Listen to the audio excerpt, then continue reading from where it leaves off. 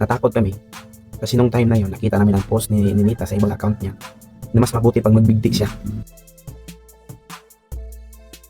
Hindi talaga namin alam ano talagang reason ni Nita kung bakit niya ginawa yun ng paglayas. Kaya, maghihingi din ako ng pasensya mga kababayan, no? Sa mga supporters namin na siguro hindi nagkagusto sa aming mga ginawa, lalo na po matapos naglayas si Nita. Siguro may nakita kayong video doon kay Ma'am Aya.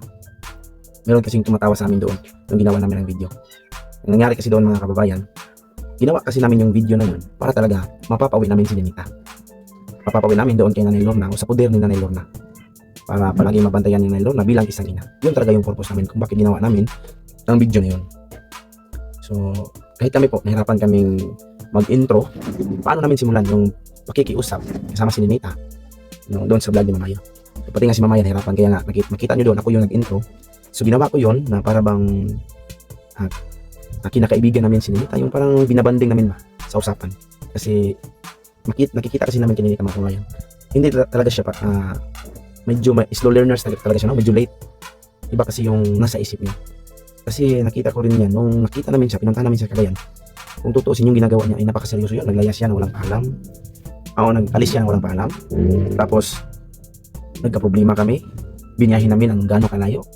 Sa ilalim ng napakainit na araw. Pero ano lang yung ginawa niya.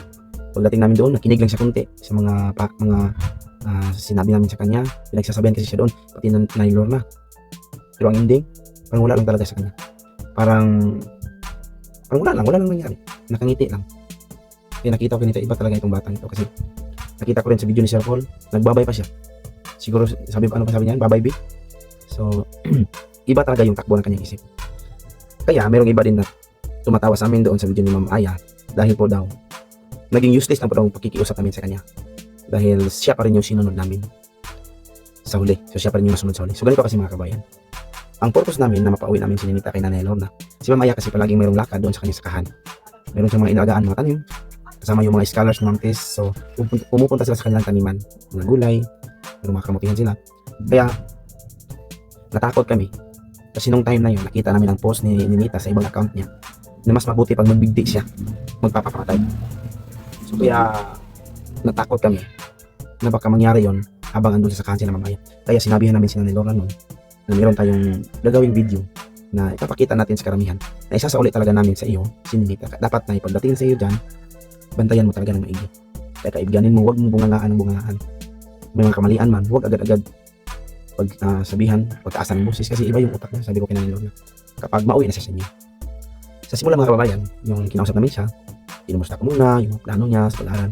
So okay man, mag-aaral siya ng mabuti, gusto niya maging seaman, sabi niya, flight attendant. Kaya nung sinimulan na namin kausapin siya tungkol sa pag-uwi po sa kanila dahil po kay Ma'am Aya na busy sa sakahan, parang ayaw niya sumagot, ayaw niya umimik. Tapos nakayuko na siya, ganun. Kaya kinausap namin siya, yung tanong namin, labo ba si tatay? Sabi niya, oo. Labo ba si nanay? Hindi siya sumasagot. Labo ba siya? Kailat siya eh. Matagal din siyang sumasagot. Pero nung last, sinagot niya talaga na love din niya si Nanay Lorna. Kaya sinabihan ko na kahit paano mangyari, si Nanay Lorna ay nanay mo talaga. Kaya hanggang sa tinanong namin siya na okay lang ba sa kanya na umuwi siya doon kay Nanay Lorna. Yung decision niya talaga. Sabi ko, yung decision mo talaga. Sabi niya, hindi siya sumagot, tapos bigla sabi niya, nag-oo siya, nag-okay siya, tapos okay sa'yo na, okay ka sa inyo, tsaka marami kasing lakad si Ate Annie, sabi niya, maraming lakad, baka andun napupunta siya ng sakahan. So sabi ko nga, okay, o ganun, so mas mabuting doon kay nanay, no. Tapos tinanong siya ni Ma'am Aya kung okay lang ba talaga sa kanya. Bigla siyang tumagos, tapos umiyak. So yun po yung nagpabago ng aming isipan na nangyari, hindi namin naituloy na ipauwi doon kay Nanay Lorna.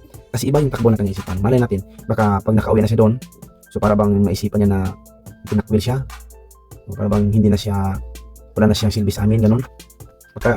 Baka lang na yun ang isipan niya at baka matuloy yung nasa isip niyang magpapakamatay. Kaya yun yung tinatakutan namin. Kasi nakita ko kay Nita na iba talaga yung takbo ng kanyang isip. Gagawin talaga niya kung ano yung pumapasok sa kanyang isipan. Kaya nung nakita namin yung post niya na magpapakamatay, kaya nandito kami kung paano siya kausapin. Kailangan talaga siyang intindihin kasi yung isipan niya para bang nasa siguro mga 10 years old. So So kaya humingi ako ng pasensya na kahit na kinausap namin para mapauwi, hindi natuloy dahil po sa kanya hindi talaga niya gusto. Hindi niya gusto na uuwi doon kay Nanay Lorna.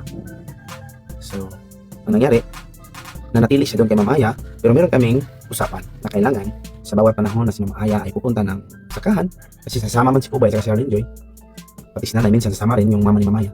Sabi namin na kailangan ka rin sasama kay Ma'am Aya. Tapos sabi niya, sasama daw siya sa sakahan. Sabi ko, doon na lang kayo mag-banding, kasama sila Ubay, maligo ng sapa, or magtanim-tanim ng mga gulay. So para meron din siyang ibang. So yun po yung nangyari mga kababayan. Kaya po, hindi talaga natuloy na naiuwi namin kay Nanay Lorna. Pati rin si Nanay Lorna andun sa video namin. Kitang-kita niya Nanay Lorna.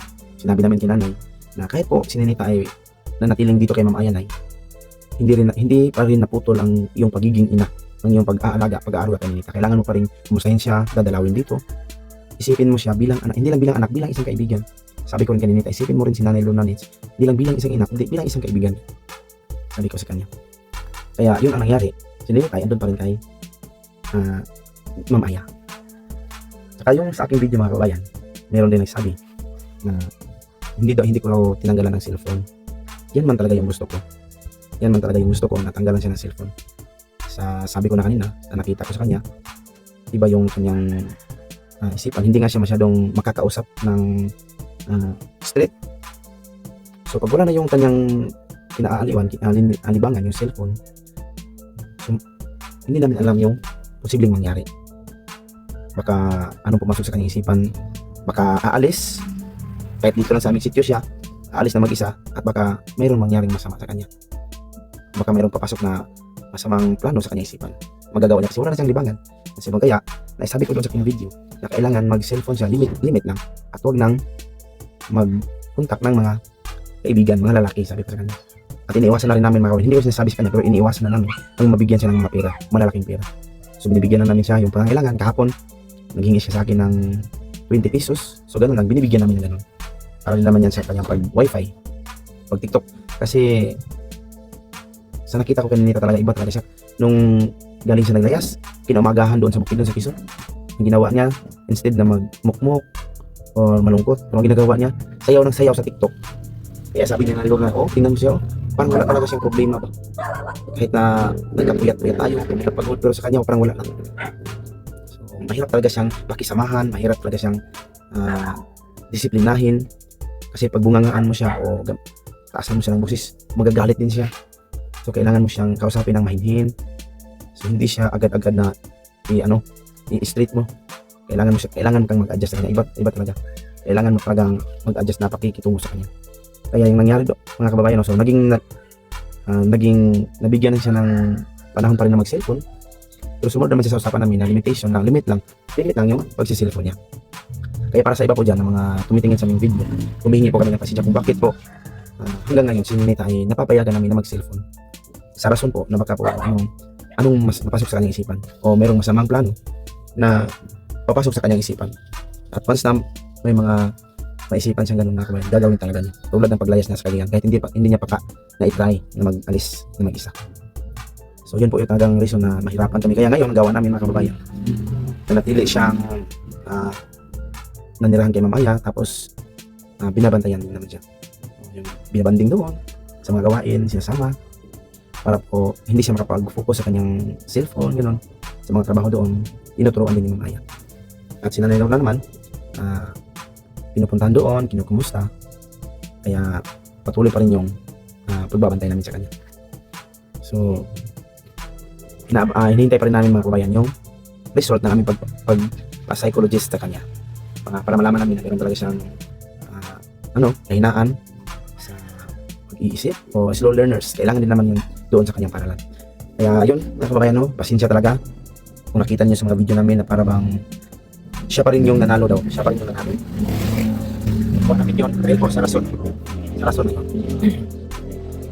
Kahit po patuloy siya nagsisilpang ngayon, so meron kaming ginagawang limit na oras kung kailan hanggang lang siya magsisilpon. Tapos sinabi namin na dapat open sa amin kay Ma'am Aya ang mga contact niya, no? Nandun sa messenger. So yun ang yung usapan namin. Kasi natakot kasi kami anong mangyari.